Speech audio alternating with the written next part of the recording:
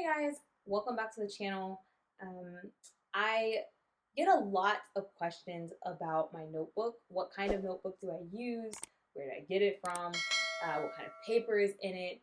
And I do have a couple of videos up on my notebook making process, but because it is that time of the year where I am making a new notebook for my war binder, I did want to take you guys back through that process with me and share some of the information that has been asked or share the answers to some of the questions that have been asked um, in hopes that I can provide a clearer picture. I'm not going to go through the entire process in this video because I do have some showing, for instance, me punching holes in the paper or me laminating covers and things like that. So I will link those in the description box and tag them and all of that wonderful stuff. But I did want to try to go over some other things that may have been missed in those previous videos. So here we go. Okay, guys.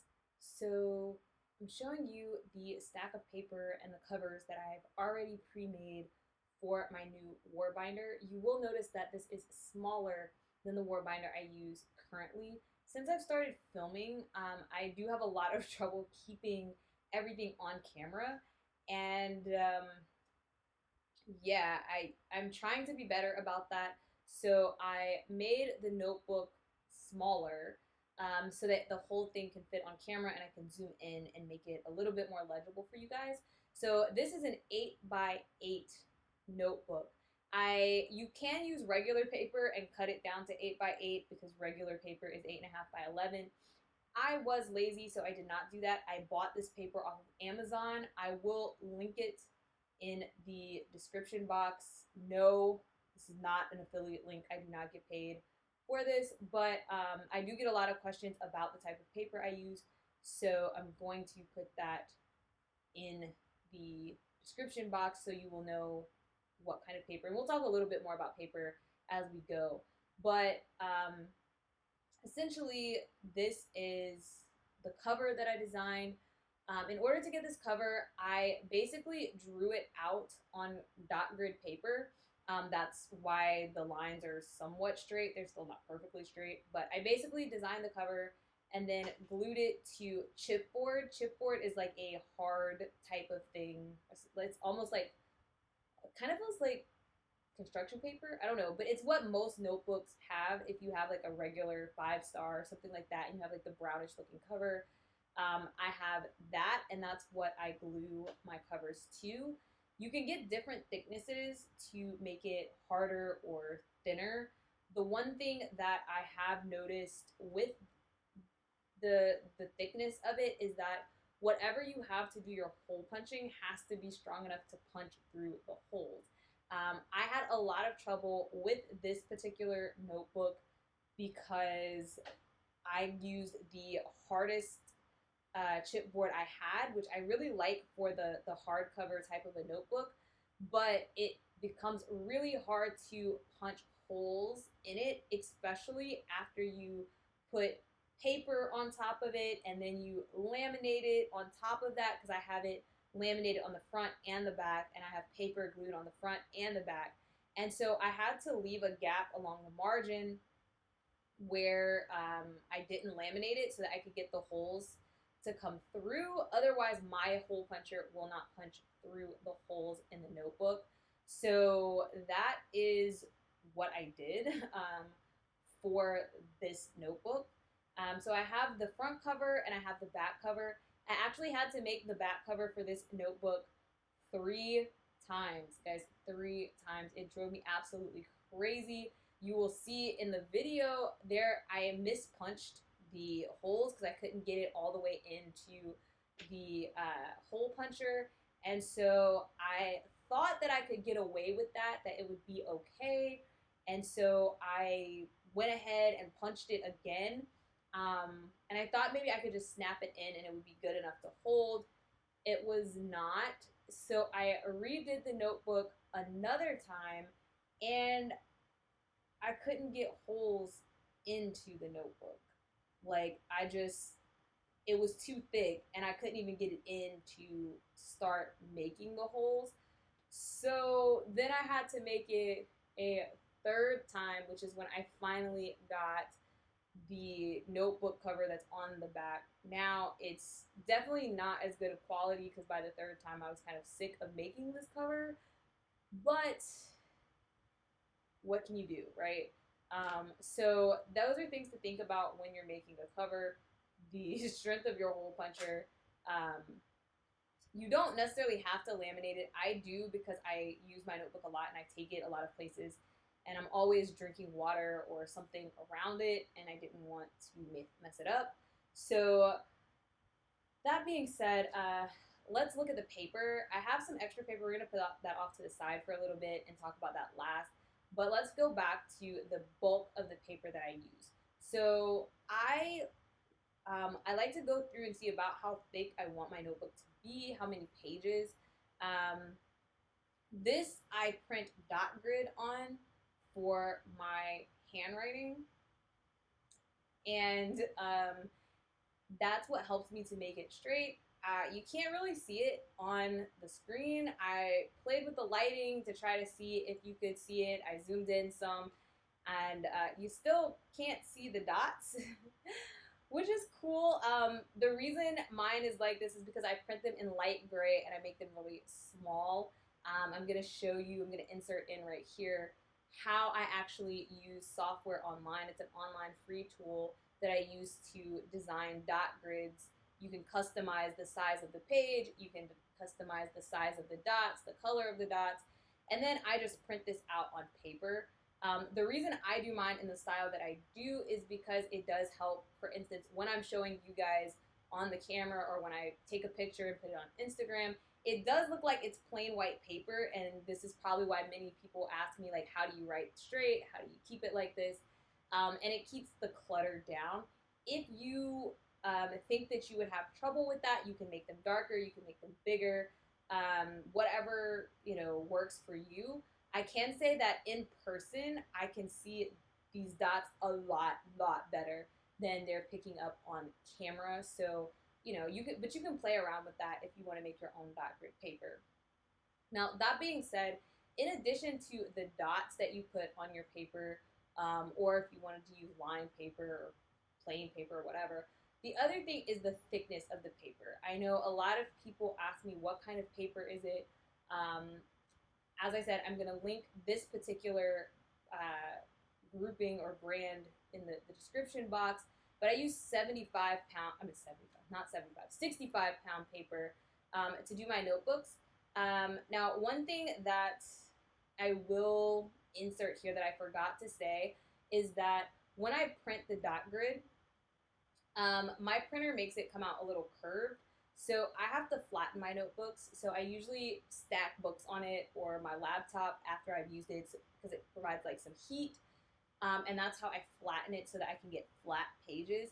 Some of you might not have that problem, but I did want to point that out because I know my printer does that, so somebody's printer probably does that. So if you come out with like curled pages, don't worry, just stick heavy books on top of them, stick something kind of warm on top, let it sit for maybe like a day or a couple of hours, and it will flatten back out, and then you can make your notebook. Now, back to what I was saying about the paper, the weight of the paper. So there are different types of paper. There's and like the thickness. Regular printer paper is very thin. So if you watch my videos, you'll notice that I use some very heavy markers. I use a lot of brush pens and things like that. They will bleed through your paper really quickly if you're using regular printer paper. So I use 65-pound paper because it's very thick. It's like cardstock, and that keeps the bleeding to a minimum. That being said, if you're using brush pens, you want smooth paper. And I have found recently that there is watercolor paper and then there's regular paper. And when you want to blend your brush pens, you really need watercolor paper, but most of the watercolor paper I find is not smooth. So I've been trying to find the happy medium so that I can find paper that I can actually blend my brush pens with and put in my notebook. But the paper that's advertised as smooth watercolor paper that I found on the internet is very expensive. This paper that I bought, you can buy like a bulk of it for fairly cheap. And I just don't know that I'm ready to jump into super expensive paper just so that I can blend colors every once in a while. Uh, we'll we'll see about that. So this is the paper that I'm currently using. Um, Maybe one day I will do a comparison and show you guys how my watercolor paper pad reacts with blending versus how the paper that I use in my notebooks reacts, just so you guys can get a feel for how these different types of paper actually function. Just let me know in the comment section if that's something you're interested in, and we can explore that in a future video, because I do get a lot of questions about the type of paper, and I have noticed that the different type of paper you use not only affects how your pens write on the paper, how they look, how they blend, how they dry, whether they bleed through or don't bleed through, but it also affects how they blend when you're trying to make different color combinations. And it's a lot. Paper is very finicky, I guess. So did want to talk about that.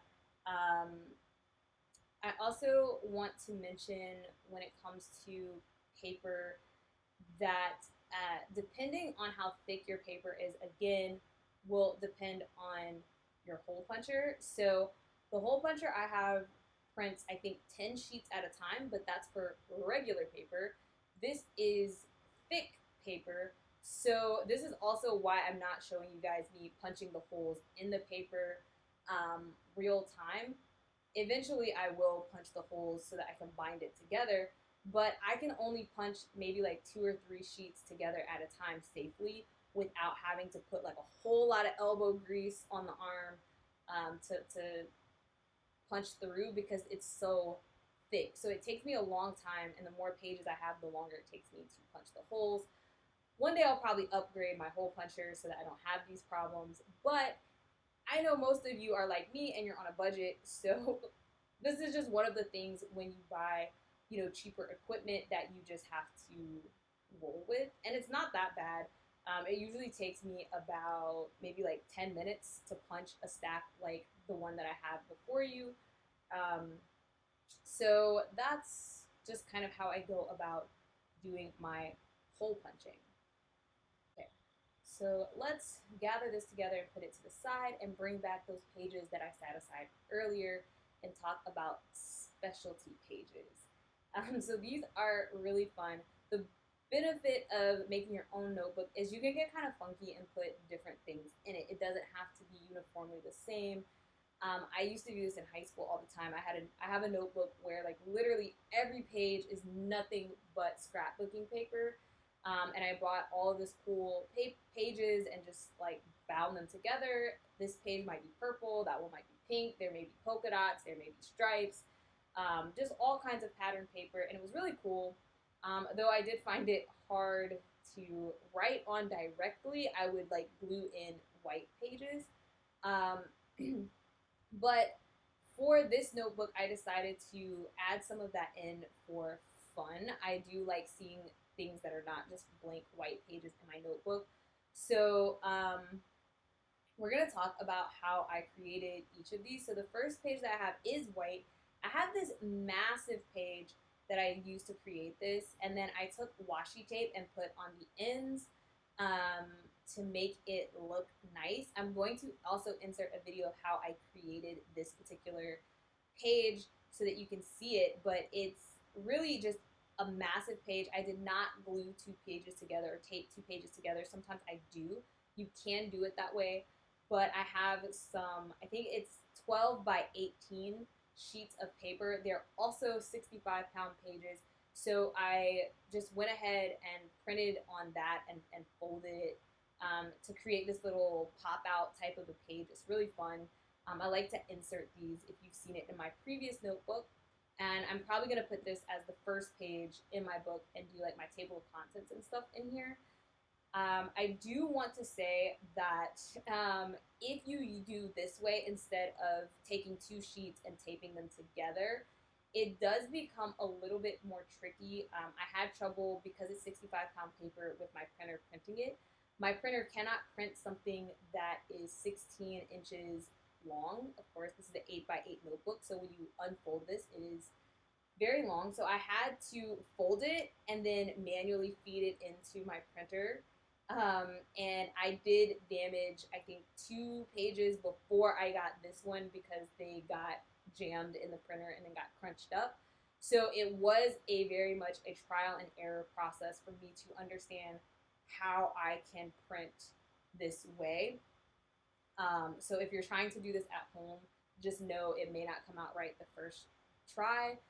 You can take it to like a FedEx or something and have it printed professionally because they'll be able to print larger sheets without any trouble. But I was cheap and did not do that. So this is what I have.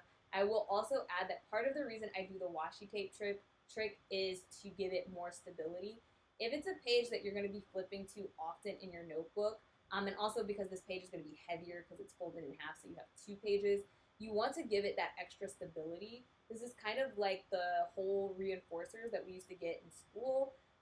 So basically, I put the washi tape on it. You could use regular Scotch tape if you don't have washi tape or you're not a washi tape fan or you don't like the color.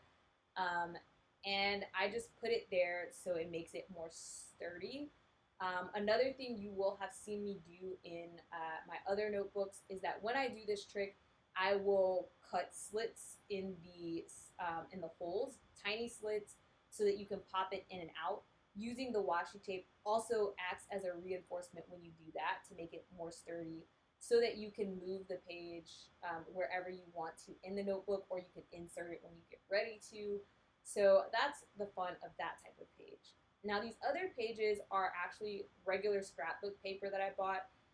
These are from a 12 by 12 pad that I had like scenic views, and then I cut a section out of each page down to 8 by 8. It was so difficult deciding what part of the page was the most important because they were gorgeous pages. You may have seen some of them in my war binder that I'm using now because I used an 8.5 by 12 version or 8.5 by 11 version in there. They're double-sided, so there is a scene on both the front and the back. I have found that writing over these does not go as well as I thought they would. It's not, I don't know, like they're such beautiful pages. I think the writing kind of detracts from the page for some reason, but I really like them. So I did print dots on them so that I can write on them if I want to. But I may use these more like scrapbooking where I just put in pictures of like memories, or I may just leave them as scenes to just kind of take a break in the notebook because I just thought they were so pretty and I wanted to include them. And I do like to sit in nature and to think about nature when I am journaling, so that's why.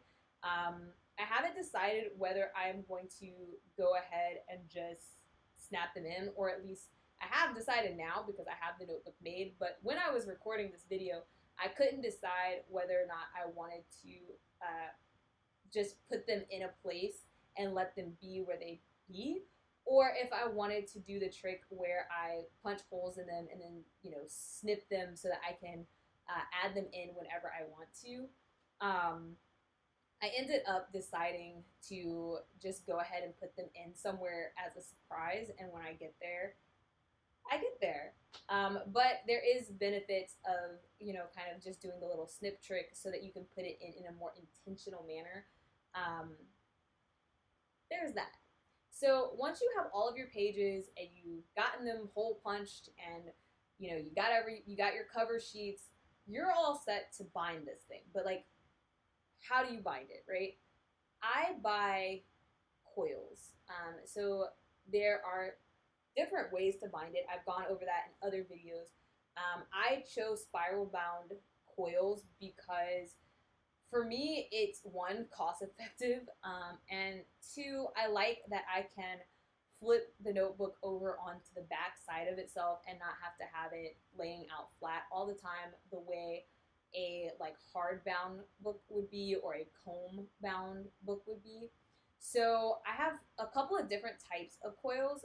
The one I'm showing you now is black and plastic. that is one of the cheaper forms that you can buy. So they cost different things based on size. Um, and you'll see that depending on how many pages you put in your book depends on how big of a coil you need. But the coils are typically longer than your standard 11 and a half page. So you would thread the coil through and then you snip off the excess. Um, the black ones are the ones that I use the most often, but I also have these metal silver ones. I like them so much more. They look more professional. They are definitely sturdier. And the ones that I bought are also bigger. They are much, much bigger because I bought them for a thicker notebook. Um, but the thing is, the metal ones cost more and they're harder to find. So I use them very sparingly. Um, they also come in less colors. So the plastic ones you can get in literally any color you can think of. The metal ones are typically only in like silver or black or like white. Though you can paint them because they're metal, you could use spray paint to get whatever color you want to. Um, but yeah, I've not been able to find a good pack. Like they usually come in a pack of like 100. Definitely with the plastic ones, I have packs of 100. I think the metal one I bought a pack of 25, but recently when I was looking, the pack that I saw for like of like 25, I want to think it was like 150 to $200, which is outrageous. I was like, I am not paying that. So I only actually have, I think I have two of these silver coils left. So and the one that I'm showing you on screen, I've actually used in another notebook, and I ended up taking that notebook apart. And because those coils cost so much, I saved the coil instead of just ripping it out. The third coil that I have invested in is a tiny coil. You may have seen this if you watch my podcast episodes. This is on my podcast notebook. It's so much tinier than the black one or the silver one. It's for smaller notebooks. And it's clear, which is another type of color you can get the plastic in. It's also cheaper because it's smaller. So these would be like the cheapest kind that you can buy. Um, and I really like them too. They're fun and they allow me to make, smaller notebooks so you don't have to have a massive coil, even though your notebook is, you know, thin. I have found that you can buy like variety packs of coils where you can get a large one and a small one, and it comes in a variety of sizes. So if you make notebooks of different sizes and you don't want 100 pack of tiny coils or 100 pack of large coils, you could get one of those variety packs. The one thing I have not seen that I really would like to see is the ability to get a variety pack of color, but in the same size coil, because most of my notebooks are the same size. And so I would like to be able to get like that black coil in like every color. I think it would be so fun if you have like a blue one and like a yellow one. And then you could design the cover based on the coil that you want to use. I could see that being really cool. Um, but I'm just not in the position right now financially to be able to afford to invest in, a box of 100 blue coils and a box of 100 purple coils. Like, why would I buy all of these different coils and I just want like one or two for a notebook? So I chose standard colors when I bought each of my coils, the clear, the black, and the silver, because no matter what kind of cover I design, these will be appropriate for them.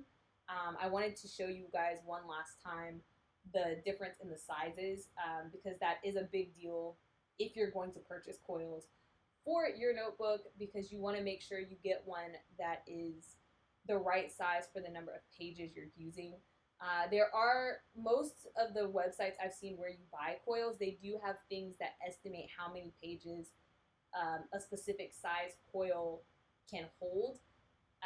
But going back to the conversation about the thickness of the paper, those estimates are usually for regular printer paper. So if you see one and it says that it holds, I don't know, 40 sheets of paper, and you're thinking about using 65-pound paper, don't assume that you can use 40 sheets of 65-pound paper, because that's going to be off of printer paper. So maybe you can only use like 30 sheets of 65-pound paper.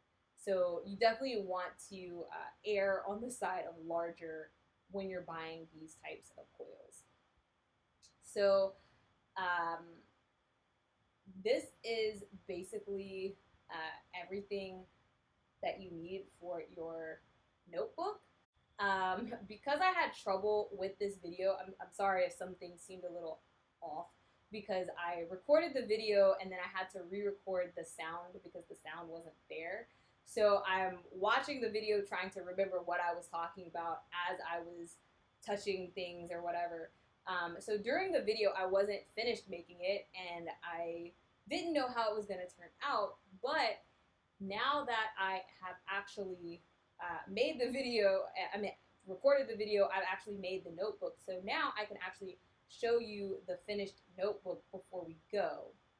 So this is my finished notebook. As you can see, I used the black coils as I was suggesting. This is the final cover that I made after the third attempt. You can see that the color is not quite right. And that is because for that third attempt, I kind of gave up and decided to copy this on my and print it on my printer. And my printer is, I bought the printer to be able to print lots of black dots. I did not buy it to be able to print images. So it didn't come out the best because it doesn't print the best, but it works. It is sufficient. And I have this, I think in the video I was trying to mention, this little cartoon character. I designed it on Pixton Pro, and I turned it into a sticker. I would love to tell you how to do that and to do a tutorial. However, Pixton Pro is, one, it's a paid service, so I pay like a subscription fee to be able to design characters there.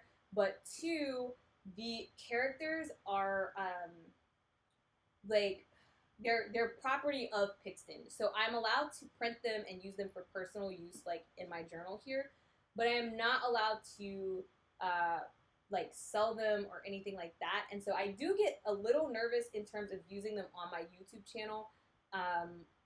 This is why a lot of times, like, you may see them printed in my stuff, but I don't generally go over it. This is why I haven't done a video on how to turn them into stickers, because I'm not really sure what the legal ramifications are. I really wish I could draw, because as a minority in the scrapbooking world, it's very, very difficult to find cute people stickers that look like me. And I would love to be able to design like a diverse range of stickers. I have found some stickers, there are some black content creators that have been making, you know, black stickers.